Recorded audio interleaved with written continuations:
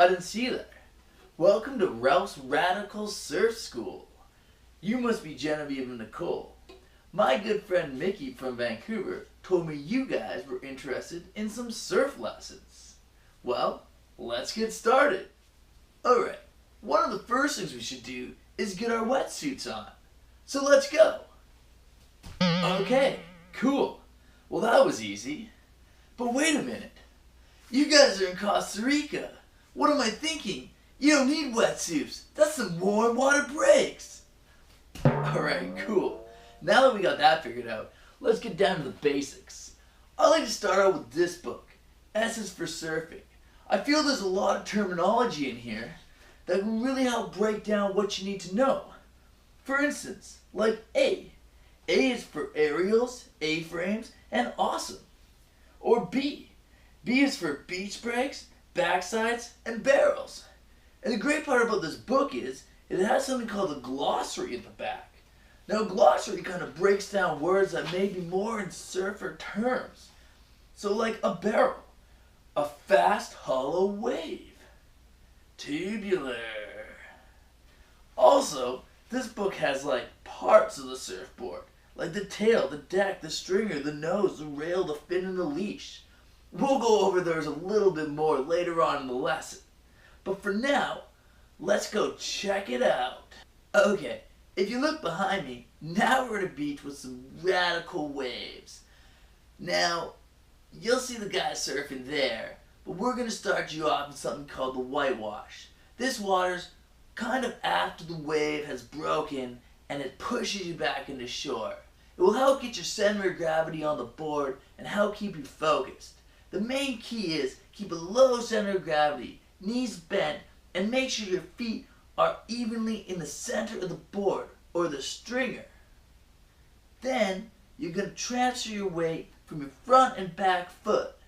That way you're standing in the middle of the board and everything's copacetic.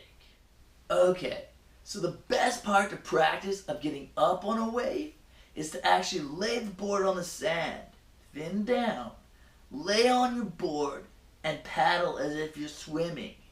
Then, when you're ready, plant your hands and pop up. Try that a couple times. So swim, swim, swim, swim, swim. Put your hands on the middle of the board, side and side, and pop up. So you see the surfboard here? That middle section is like your stringer. You want to use that line so you visually know where the center of your board is. This is important because if you go too far left or right, you're going to rock and roll, like the music. So you want to plant 1 foot here and 1 foot here, center of the board. The wider stance you have and the lower you bend your knees, the more support you're going to feel and the more comfortable you're going to feel. I highly recommend you getting like a foam board, maybe a 9-footer to start off. Let the wave push you. You don't have to feel like you have to stand up right away. Just feel the motion of the ocean, you know? Cool. Stellar.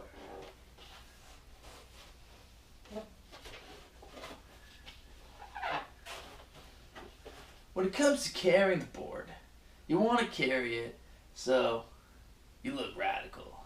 Anyways, I hope those are helpful tips. I hope they motivated you enough at least to try surfing. Because in the end, I mean, what's the worst that could happen? You get a little sand in your face or salt water in your mouth?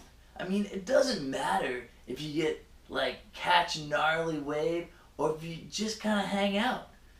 In the end, it's all good. So, I mean, when you think about it, surfing is a lot like a rainbow. Somewhere over the rainbow, way up high, there's a song that I run to once in a lullaby. Ooh, I wish upon a star running